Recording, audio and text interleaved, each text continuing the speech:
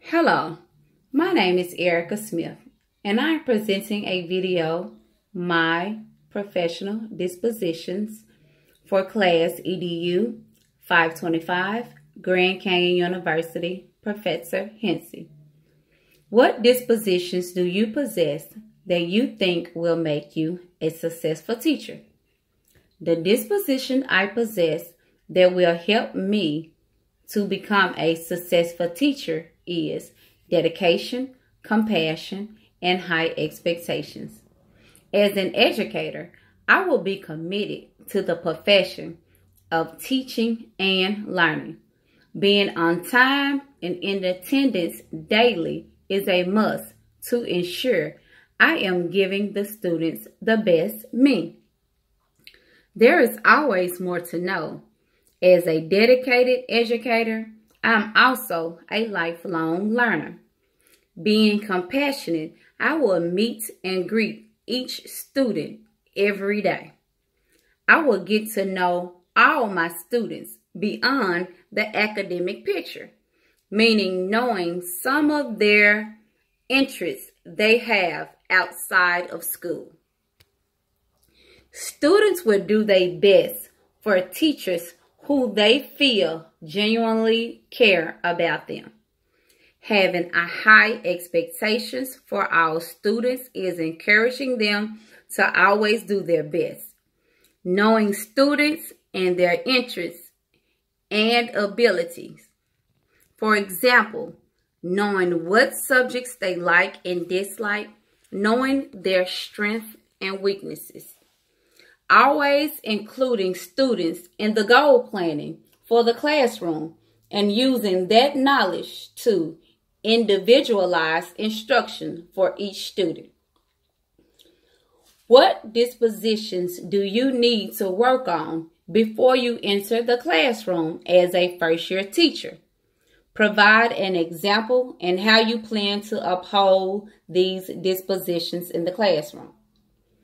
A disposition I need to work on before I enter the classroom as a first-year teacher is the respect for the diversity of others. Interacting appropriately with students and their parents, fellow educators, administration, and community members is all a part of being a successful educator. I plan on using technology to communicate with my parents effectively. Remind, PowerSchool, Class Dojo are some of the good apps to use so parents can keep track of students' grades and behavior. Also, another disposition is knowing the background and culture of the students.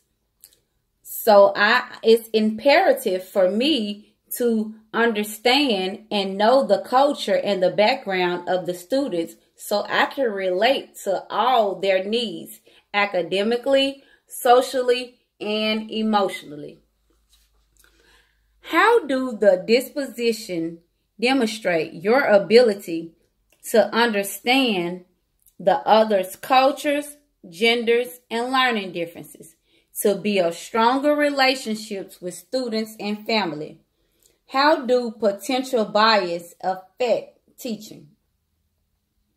Knowing and understanding your students' culture and learning styles will help you build strong relationships. Not only is it important for you to have strong relationships with the students, it is important to have strong relationships with your parents as well. With knowing their backgrounds, it will help you know how to deal with challenges that they face.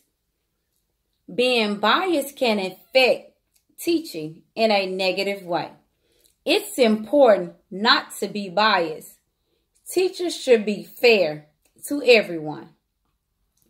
How do you anticipate using feedback from your annual performances, evaluation, observation, and data on students' performance to adjust your dispositions and teaching practices to benefit learning?